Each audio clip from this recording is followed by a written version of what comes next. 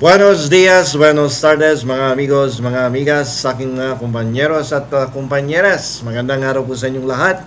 Ako po ang inyong lingkod, si Attorney Rene Bueno. At ngayon pong episode na to, ang ating pong pag-uusapan ay ang alamat ng peanut na naging abuloy. Ito po ay isang aral sa social media at aral tungkol sa batas. Dahil nagte-trending to tungkol kay Franco Mabanta na isang social media na may tuturing social media influencer there. Okay, mga amigos, mga amigas at ang aking mga lodi sa social media. Medyo umupo muna kayo sa isang tabi at mayroon tayong story time, no? Sa episode na to. Ito po yung kwento kung paano ang isang malakas na digital network ay nauwi sa rehas dahil sa sobrang pagmamahal sa budget.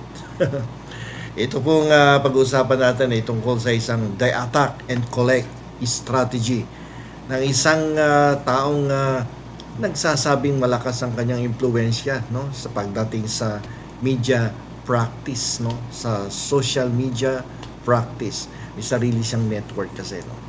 So isipin po natin itong ganitong klaseng sitwasyon. Meron kang Peanut Gallery Network, PGN. At ikaw ay sikat na sikat. Marami kang followers at ang talas ang dila mo talaga. Pero imbis na gamitin ang impluwensya para magbigay ng mga tamang impormasyon, naisipan mong gamitin ito o gawin itong isang ATM machine.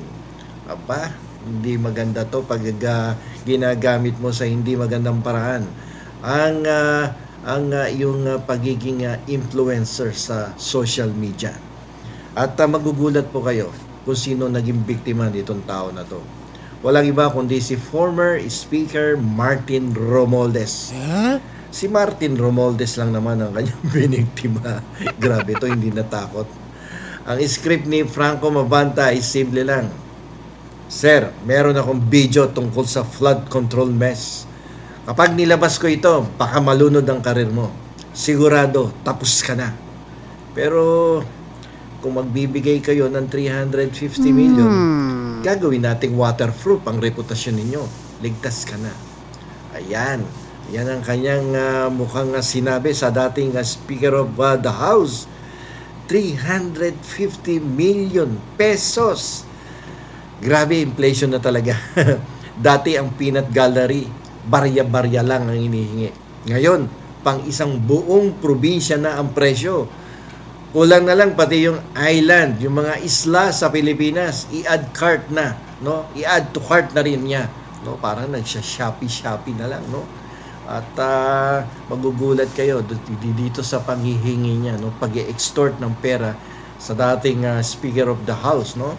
At napakalaki ng hinihingi, 350 million pesos.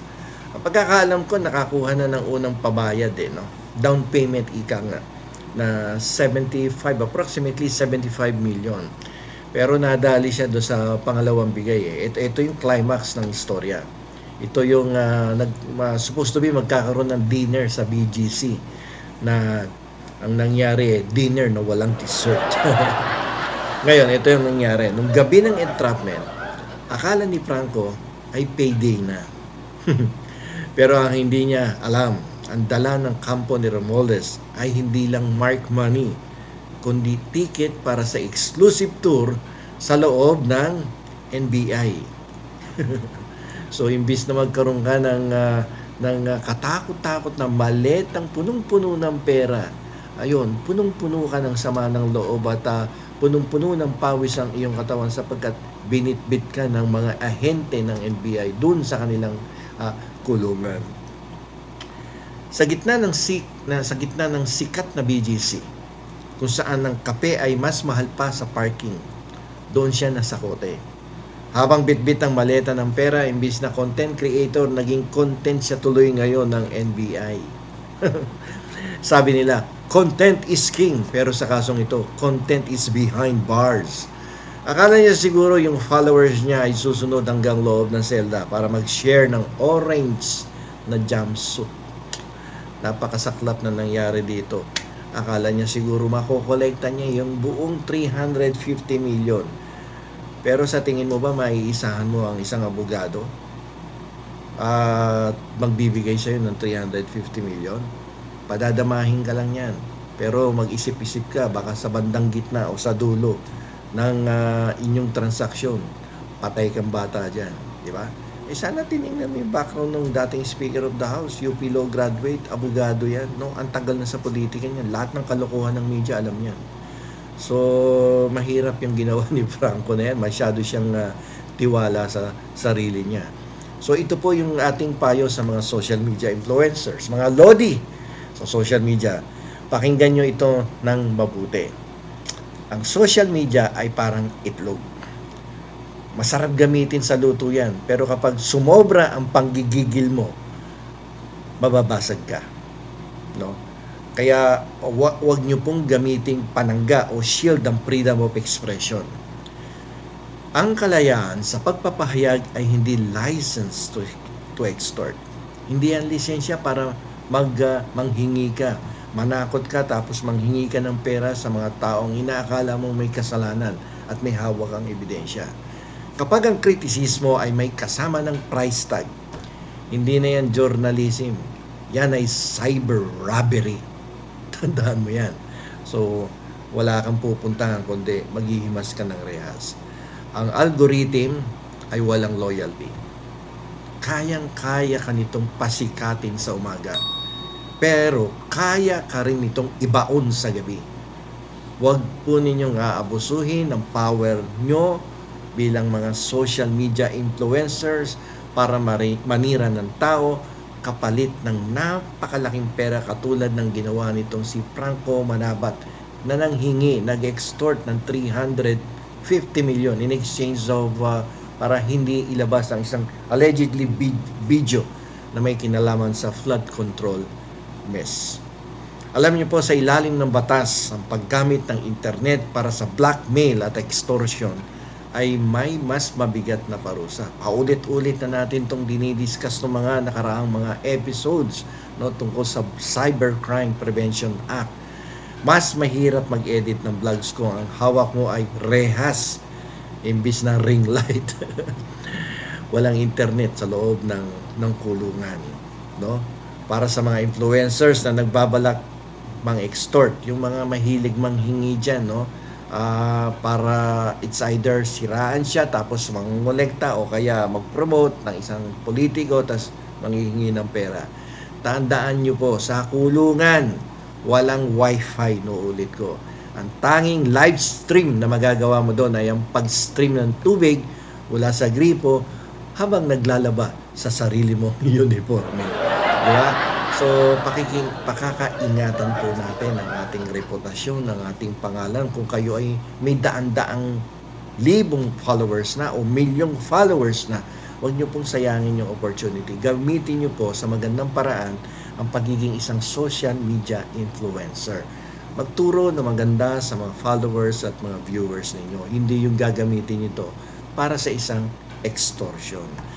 At mapapahama kayo, sayang yung inyong career, no, na inumpisahan dito sa social media kung maituturing yung career ito. So sa uli, ang tunay na impluwensya ay nakabase sa trust, hindi sa kung ano paman. Ang nangyari sa Peanut Gallery ay isang malinaw na paalala.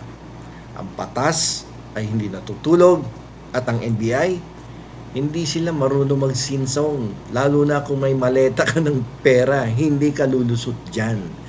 Kaya bago kayo mag-post, mag-esip-esip muna kayo. Esip-esip muna.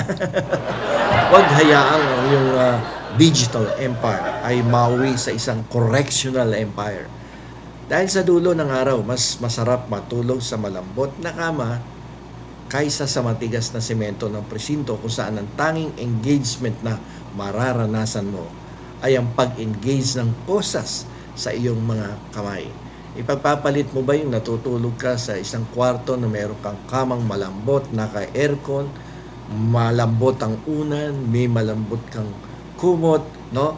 At presko ka after mag-shower, nandoon ka sa loob ng kwarto mong malamig na, tapos ipagpapalit mo sa isang presinto may init, sa sahig, sa simento ka nakahiga, nakalatag ka lang ng banig. Walang kwenta ang buhay ang pupuntahan mo kung ganun lamang. So, medyo ingat-ingat sa pagpo-post at pakikipag-usap sa mga politikong gusto mong hinga ng pera. Keep it real, keep it legal, and for heaven's sake, keep your nuts in the gallery, not in the NBI. So hanggang dito na lamang po, ito pong muli ang inyong lingkod, si Attorney Rene Bueno, na patuloy na magbibigay sa inyo ng mga tama at mga legal na impormasyon para po sa inyong mga karagdagang kaalaman. Hanggang dito na lamang po at huwag niyo pong kalimutang mag-like, mag-share at mag-subscribe dito sa aking YouTube channel na Bueno Law and Legal.